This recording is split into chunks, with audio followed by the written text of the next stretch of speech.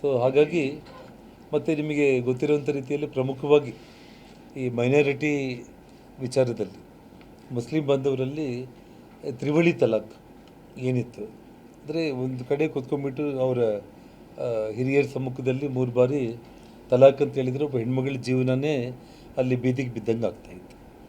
ಇವತ್ತು ನವದೆಹಲಿಯಿಂದ ಹಿಡಿದು ಬಿಹಾರಿಂದ ಹಿಡಿದು ಆ ರಾಜ್ಯಗಳಲ್ಲಿ ಸಂಪೂರ್ಣ ಮುಸ್ಲಿಂ ಮತದಾರರೇ ಒಂದು ಕಡೆ ವೋಟ್ ಹಾಕಿದರೆ ಆ MLA ಗೆಲ್ಬೋದು ಅನ್ನುವಂಥ ಕ್ಷೇತ್ರಗಳಲ್ಲಿ ಕೂಡ ಇವತ್ತು BJP ಗೆದ್ದಿದೆ ಅಂತಂದರೆ ಸನ್ಮಾನ್ಯ ನರೇಂದ್ರ ಮೋದಿಜಿಯವರು ತಗೊಂಡಿರುವಂಥ ಆ ತ್ರಿವಳಿ ತಲಾಖ್ ನಿಷೇಧ ಅವ್ರು ಏನು ಮಾಡಿದ್ದಾರೆ, ಆ ಮುಸ್ಲಿಂ ಮಹಿಳೆಯರು ಕೂಡ ಆ ರಾಜ್ಯಗಳಲ್ಲಿ ಬೀದಿಗೆ ಬಂದು BJP ಪರವಾಗಿ ಮೋದಿಜಿಯವ್ರ ಪರವಾಗಿ ಘೋಷಣೆಗಳನ್ನ ಕೂಗ್ತಾ ಅವರು ಮತ ಚಲಾಯಿಸಿರುವಂಥದ್ದು. ಅದೇ ಒಂದು ರೀತಿಯಲ್ಲಿ GSTಯನ್ನು ಜಾರಿ ಮಾಡಿ ಅದು ಒಂದು ಆರ್ಥಿಕ ಒಂದು ಇದರಲ್ಲಿ ಹೊಸ ಕ್ರಾಂತಿಯನ್ನು ತಗೊಂಡು ಬಂದಿರುವಂಥ ಒಂದು ವಿಚಾರ. ಇನ್ನು ತಮಗೆ ಅಂತರಿಕ್ಷ ವಿಷಯದಲ್ಲಿ ತಮಗೆಲ್ಲ ಗೊತ್ತಿರುವಂಥ ವಿಷಯನೇ ಅದು. ಚಂದ್ರಯಾನ 3 ತುಂಬ ಯಶಸ್ವಿಯಾಗಿ ನಡೆಸಿರುವಂಥ ಒಂದು ಆದಿತ್ಯ L1 ವಿಚಾರದಲ್ಲಿ ಆಗಿರ್ಬೋದು, ಗಗನಯಾನ ಯೋಜನೆಯಲ್ಲಿ ಇವತ್ತು ವಿಶ್ವದಲ್ಲಿ ಯಾವುದೇ ಇವತ್ತು ಅಮೆರಿಕ ಇರ್ಬೋದು, ರಷ್ಯಾ ಇರ್ಬೋದು, ಚೈನಾ ಇರ್ಬೋದು, ಯಾವುದೇ ದೇಶಕ್ಕೂ ಕೂಡ ನಾವು ಎಲ್ಲಿ ಕೂಡ ಕಡಿಮೆ ಇಲ್ಲ ಅನ್ನುವಂಥ ಒಂದು ಇದನ್ನು ಪ್ರೂವ್ ಮಾಡಿ ಭಾರತ ಅಂತಂದರೆ ಏನು ಅನ್ನೋದನ್ನು ಇಡೀ ಜಗತ್ತಿಗೆ ಅವರು ತೋರಿಸ್ಕೊಟ್ಟಿರುವಂಥ ಒಂದು ವಿಚಾರ.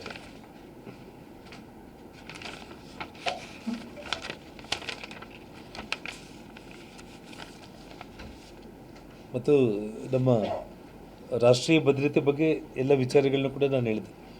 ಜೊತೆಗೆ ಜಾಗತಿಕ ನಾಯಕತ್ವದಲ್ಲಿ ಇವತ್ತು ತಾವೆಲ್ಲರೂ ಕೂಡ ಗಮನಿಸಿರುವಂಥ ಒಂದು ರೀತಿಯಲ್ಲಿ ರಷ್ಯಾ ಮತ್ತು ಯುಕ್ರೇನ್ ಯುದ್ಧ ನಡೆಯುವಂಥ ಸಂದರ್ಭದಲ್ಲಿ ಎರಡೂ ರಾಷ್ಟ್ರಗಳ ಅಧ್ಯಕ್ಷರುಗಳ ಜೊತೆ ಮಾತಾಡಿ ಯುದ್ಧವನ್ನೇ ಇವರು ಸನ್ಮಾನ್ಯ ನರೇಂದ್ರ ಮೋದಿಜಿಯವರ ಮಾತಿಗೆ ಗೌರವವನ್ನು ಕೊಟ್ಟು ಯುದ್ಧನೇ ನಿಲ್ಲಿಸಿ ಸಾವಿರಾರು ಯುವಕರನ್ನ ವಿಮಾನಗಳ ಮೂಲಕ ನಮ್ಮ ದೇಶಕ್ಕೆ ಬಂದಿರುವಂಥದ್ದು. ಮತ್ತು ನಮ್ಮ ಶತ್ರು ದೇಶಗಳಾದರೂ ಕೂಡ ಆ ಮಕ್ಕಳು ಕೂಡ ಅಲ್ಲಿಂದ ಹೊರಗಡೆ ಬರೋದಕ್ಕೆ ಅವಕಾಶ ಮಾಡಿಕೊಟ್ಟಿರುವಂಥ ಒಂದು ವಿಚಾರ ಆಗಿರ್ಬೋದು.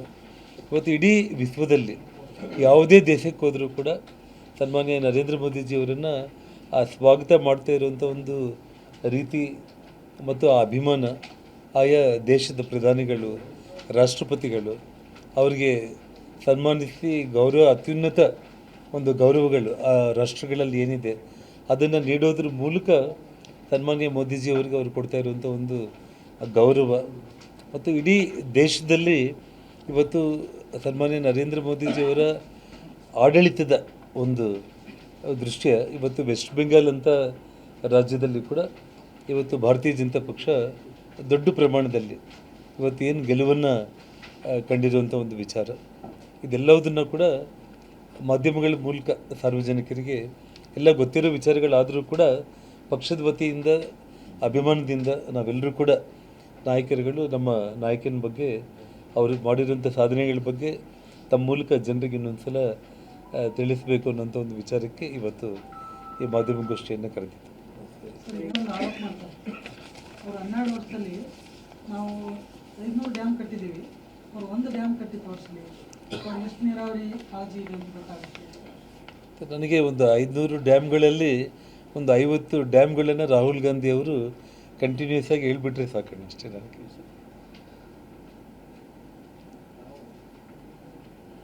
ಸುಮ್ಮನೆ ಅವರು ಬಾಯಿಗೆ ಬಂದಂಗೆ ಮತ್ತು ನಾನು ಒಂದು ಸೆಕೆಂಡ್ ನಾನು ತಮ್ಮಲ್ಲಿ ಹೇಳ್ತೀನಿ. ನಾನು ಅವ್ರು ಕಟ್ಟಿರೋ ವಿಮಾನ ನಿಲ್ದಾಣಗಳು 74 ಬಿಟ್ಟು 160 12 ವರ್ಷದಲ್ಲಿ ಕಟ್ಟಿರುವಂಥದ್ದು. ಅಂದರೆ ಮೂಲಭೂತ ಸೌಲಭ್ಯಗಳಿಗೆ ತಾವೆಲ್ಲರೂ ಕೂಡ ಸೀನಿಯರ್ ಪತ್ರಕರ್ತರು ತಾವಿದ್ದೀರಿ.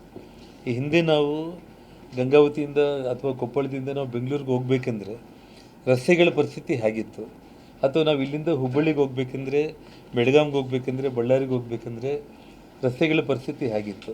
ಇಡೀ ದೇಶದ ಬಗ್ಗೆ ನಾನು 9,000 ಕಿಲೋಮೀಟ್ರ್ ಅಂತ ನಾನು ಹೇಳಿದ್ದೀನಿ.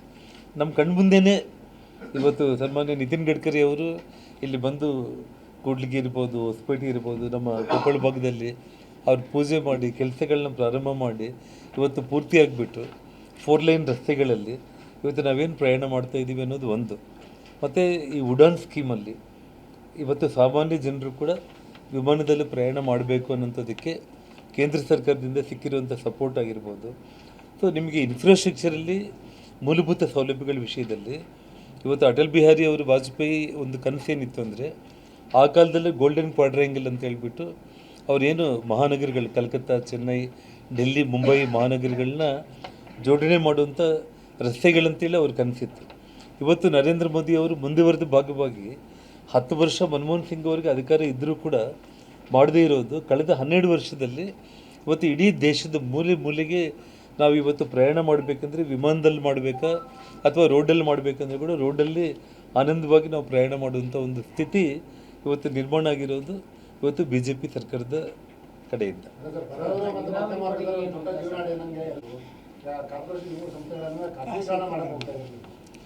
ನೋಡಿ, ಒಂದು ವಿಷಯ ಹೇಳ್ತಾ ಇದ್ದೀನಿ, ಇಲ್ಲಿ ಕಾಲಾನುಗುಣವಾಗಿ ಒಂದು ಕಾಲದಲ್ಲಿ ಏರ್ ಇಂಡಿಯಾ ಏನಿತ್ತು, ಟಾಟಾ ಅವ್ರ ಸಂಸ್ಥೆ, ಅದು ರಾಷ್ಟ್ರೀಕರಣ ಮಾಡಿದರು. ಇವತ್ತು ರಾಷ್ಟ್ರೀಕರಣ ಆದಮೇಲೆ ಎಂಪ್ಲಾಯೀಸ್ಗೆ ಸ್ಯಾಲ್ರಿಗಳು ಕೂಡ ಕೊಡುವಂಥ ಒಂದು ದುಸ್ಥಿತಿಗಳು ಮ್ಯಾನೇಜ್ಮೆಂಟು ನಿರ್ಮಾಣ ಆದಮೇಲೆ ಇವತ್ತು ಅದನ್ನು ಖಾಸಗೀಕರಣಕ್ಕೆ ಮತ್ತೆ ಅದೇ ಟಾಟಾ ಸಂಸ್ಥೆಯವರೇ ನಿರ್ವಹಣೆ ಮಾಡುವಂಥ ಒಂದು ಪರಿಸ್ಥಿತಿ. ಇವತ್ತು ಕಾಲಾನುಗುಣವಾಗಿ ದೇಶಕ್ಕೆ, ಜನರಿಗೆ ಯಾವುದು ಒಳ್ಳೆಯದಾಗುತ್ತೇನೋ ಆ ನಿರ್ಣಯಗಳು ತಗೊಳ್ಳೋದೇ ಬಹಳ ಮುಖ್ಯ. ಆ ನಿರ್ಣಯಗಳು BJP ಸರ್ಕಾರ ತಗೊಳ್ತಾ ಇರುವಂಥದ್ದು ಜಾಸ್ತಿ ಇರುತ್ತೆ ಅದರಲ್ಲಿ. ಇವತ್ತು ನೀವು ನೋಡಿ, ನೀವು ಮನಸ್ಫೂರ್ತಿಯಾಗಿ ತಾವು ಯೋಚನೆ ಮಾಡಿ, ಒಂದು ಸರ್ಕಾರದ ಒಂದು ಸರ್ವೀಸ್ಗೆ, ಖಾಸಗಿ ವ್ಯಕ್ತಿಗಳ ಸರ್ವೀಸ್ಗೆ ಯಾವ ರೀತಿ ಇರುತ್ತೆ ಅನ್ನೋ ಒಂದು ಭೇದ ಭಾವ ನಮಗೆಲ್ಲ ಕೂಡ ಗೊತ್ತಿರುವಂಥದ್ದು. ಅಲ್ಲ, ಪ್ರೈಸ್ ಅನ್ನೋದನ್ನು ನೀವು ಕಂಪ್ಯಾರಿಸನ್ ಮಾಡಿ, ನೀವು ಯಾವುದೇ ವಿಷಯದಲ್ಲಿ ಯಾವುದರಲ್ಲಿ ಜಾಸ್ತಿ ಆಗಿದೆ ಅನ್ನೋದು ನನಗೊಂದು ಎಕ್ಸಾಂಪಲ್ ಹೇಳಿದ್ದೆ.